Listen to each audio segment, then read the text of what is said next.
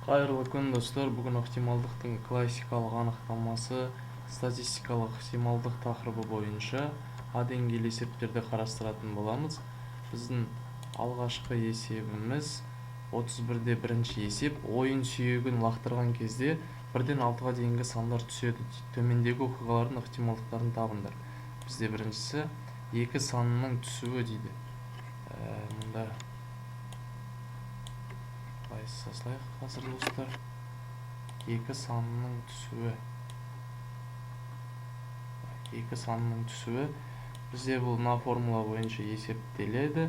Яғни P m бөлінген n. Бізде m дегеніміз қолайлы нәтижелер саны, ал n дегеніміз жалпы нәтижелер саны. Бізде 2 санының түсуі ол бір ғана жағдай болып, бір алттан бір ғана болып есептеледі. Ал жалпы нәтижелер саны ол бізде 6-ға тең. Сонда формула бойынша қоятын болсақ, P тең 6-дан 1. Есептің біріншісінің жауабы 6-дан 1. Екіншісі 1 немесе 2 санының түсуі. Бізде мұнда m 2-ге тең, n 6-ға тең. Сонда P тең болады 2 бөлінген 6, ол дегеніміз 3-тен 1-ге тең. Келесі үшіншісі 4 немесе 6 санының түсуі. Дәл алдыңғы есеп секілді m бізде 2-ге тең, n 6-ға тең. Сонда P-мыз бізде 6-дан 2 бөлінген 6, ол дегеніміз 3-тен 1-ге тең. Төртіншісі m-міз 3-ге тең. Бізде төртіншісі жұп санның түсуі дейді. Яғни жұп сандар бізде 2, 4, 6, 1-ден 6-ға дейін сандардың ішінде 3 жұп сан бар. 2, 4, 6.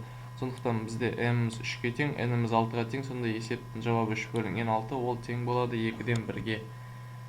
Келесі бізде 31-де екінші есеп. Достар,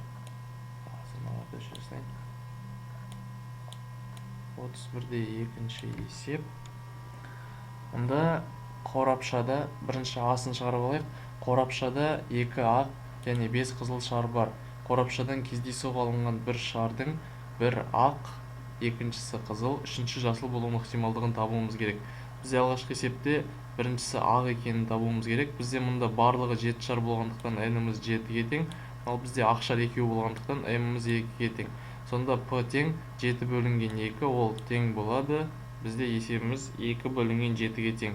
Екіншісі қызыл шар 5-ге тең, барлығы 7-ге тең. Сонда формула бойынша қоятын болсақ, 5 бөлінген 7-ге тең.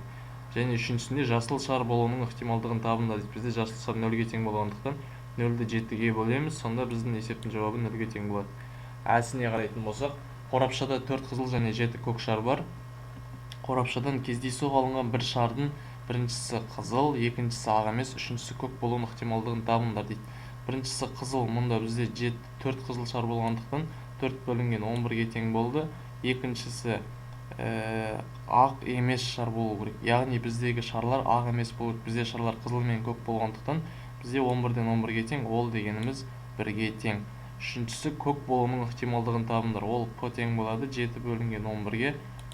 Формула бойынша m бөлінген n, яғни бізде келесі есеп 31-де үшінші есеп. Тәжірибе ойын сүйегі лақтырылды. А, В және С оқиғаларын қарастырайық. А ойын сүйегінің жоғарғы жағындағы сан 12-ге те бөлінеді. В ойын сүйегінің жоғарғы жағындағы сан 2-ге тең. С ойын сүйегінің жоғарғы жағындағы сан 2-ге бөлінеді. Төмендегі теңдіктердің қайсысы дұрыс? Жауаптарыңызды түсіндіріңдер дейді. Бізде мұнда біріншісі P А тең болады 1-ге. Бұл бізде қате жауап. Неге екенін мен қазір түсіндіріп өтейін. Бізде мұнда қарайтын болсақ, ойын сүйегінің жоғарғы жағындағы сан 12-ге бөлінеді дейді.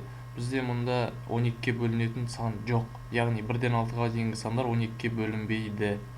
Сондықтан бізде m 0-ге тең, n-міз 6-ға тең болады. 0-ді 6-ға бөлген кезде есептің жауабы 0-ге тең болады. P А-мыз 1-ге тең емес. Бұл жауап қате. Екіншісі P А тең 0-ге. Бұл әрине дұрыс. Себебі дәл алдыңғы секілді, 0-ді 6-ға бөлген кезде бізде 0 тең 0 шығады. Сонда екінші тұжырым дұрыс.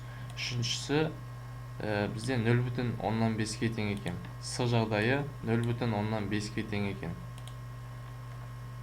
Қарайтын болсақ, бізде m-мыз 3-ге тең және n 6-ға тең. Сонда 3-ті 6-ға бөлген кезде 2-ден 1, ол дегеніміз 0,5. Яғни бұл тұжырым дұрыс. Төртіншісі P мұнда V үстінде сызығы болатын болса, ол бізде кері оқиға болып есептеледі. Кері оқиға болғандықтан оның формуласы мұнда n азайтылған n бөлінген n-ға тең. Сонда 6-тан 1-ді азайтып 6-ға бөлген кезде 6-тан 5-ке тең. Сонда төртінші тұжырымымыз да дұрыс. Және соңғы 5-ші тұжырым PV 6-тан 1-ге тең екен, n 1-ге тең, n 6-ға тең болғанда, сонда PV-мыз шынымен де 6-тан 1-ге тең. Сондықтан бұл жауабымыз да дұрыс екен. Қазмаларды былай өшірейінді. Келесі 31-де 4-ші есеп. Сыныпта 25 оқушы бар. Олардың ішінде 5 оқушы өте жақсы және 12 оқушы жақсы, 6 оқушы қанағаттанарлық деген бағаға оқиды. Ал 2 оқушының үлгерімі төмен. Сыныптан кездейсоқ таңдап алынған оқушының үлгерімі өте жақсы немесе жақсы болуының ықтималдығын табыңдар. Біз алдымен біріншісін шығарып алайық. Мұнда сызып қояйын. Мынау біріншісі және мынау екіншісі деп. Мұнда жалпы 25 оқушы бар. Бізге ең керегі жақсы үлгерімі жақсы және өте жақсы болу керек оқушылар. Біз яғни оны табуымыз үшін біз үлгерімі жақсы бізде 12 оқушы бар ғой, ал үлгерімі өте жақсы 5 оқушы бар. Осы екеуін қосамыз. Сонда бізде P-ға қосылған PV ол деген 5 бөлінген 25 қосылған 12 бөлінген 25, 17 бөлінген 25-ке тең болады. Және екіншісі 25 емтихан билетінің ішінде 5 жеңіл билет бар. 2 оқушы кезекпен 1 билеттен алады. Бірінші оқушының жеңіл билетті алуының ықтималдығын табыңдар дейді. Мұнда бізде n 5-ке тең, n 25-ке тең, сонда ықтималдығы 5-тен 1-ге тең болады.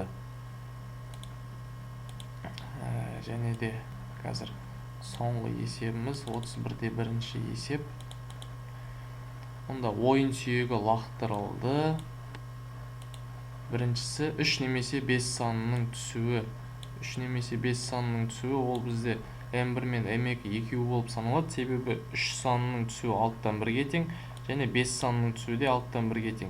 Екеуін қосқан кезде 6-тан 2, ол біз 6-тан 2-ні 2-ге қысқартатын болсақ, бізде 3-тен 1-ге тең болады. Екіншісі 6 немесе 5 санының түсуі. Дәл алдыңғы есеп секілді m1 мен m2 болады, яғни 6-тан 1 қосылған 6-тан 1, ол бізде 6-тан 2, ол екеуі қысқарғанда 2-ге 3-тен 1-ге тең болады. Үшіншісі 7 санының түсуінің ықтималдығын табыңдар. Бізде 7 0-ден 6-ға дейін ықсан болғандықтан 7, яғни ойын сүйегінде 7 деген сан жоқ болғандықтан n-міз 0-ге тең болады, n 6-ға тең. Сонда 0-ді 6-ға бөлген кезде бізде жауабы 0-ге тең болады. Жалпы достар, назарларыңызға рахмет. Сіздермен бірге болған Ермекбаев Нұрдәулет. Каналға тіркелеміз, лайк басамыз және де қолдаймыз.